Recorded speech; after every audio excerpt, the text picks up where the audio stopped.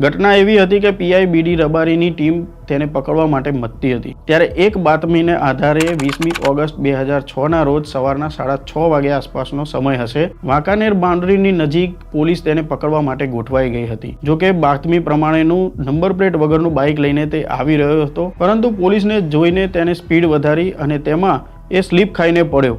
એટલું જ નહીં, તેણે નીચે પડ્યા પછી પણ પોલીસ પર ફાયરિંગ કરવાનો પ્રયાસ કર્યો। આ દરમિયાનમાં સામા પોલીસના ફાયરિંગમાં તે ઠાર થયો। સરપની માતાએ કોર્ટમાં અને રાષ્ટ્રીય માનવ અધિકાર પંચમાં આ એન્કાઉન્ટર નકલી હોવાની ફરિયાદ કરી છે, જેના પગલે માનવ અધિકાર પંચે આ એન્કાઉન્ટરની તપાસ કરવાનો હુકમ કર્યો હતો। દોષિત ઠરેલા આશિષ નંદા અને સલ્લુએ ગુજરાત હાઈકોર્ટમાં અપીલ કરી હતી, જેમાં હાઈકોર્ટે આશિષની સજા યથાવત રાખી હતી, પરંતુ સલ્લુને શંકાનો લાભ આપી છોડી મૂકવાનો આદેશ કર્યો હતો। આશિષે ગુજરાત હાઈકોર્ટના ચુકાદાને સુપ્રીમ કોર્ટમાં પણ પડકાર્યો હતો, પરંતુ સુપ્રીમ કોર્ટે તેની અરજી ફગાવી દીધી હતી અને તેની જે આજીવન કેદની સજા છે તેને યથાવત રાખી હતી। આ બાજુ પુત્રની હત્યાના આઘાતમાં અંદાજે 2 વર્ષ બાદ પિતા જલારામભાઈનું પણ હાર્ટ એટેકથી મૃત્યુ થયું હતું। પીઆઈ એમ પટેલ હાલ નિવૃત્ત જીવન ગાળી રહ્યા છે। આ ઘટના પરથી આપને જરૂર એવું લાગશે કે ભલાઈનો જમાનો નથી, કોઈનું ભલું કરવું જ ગુનો છે।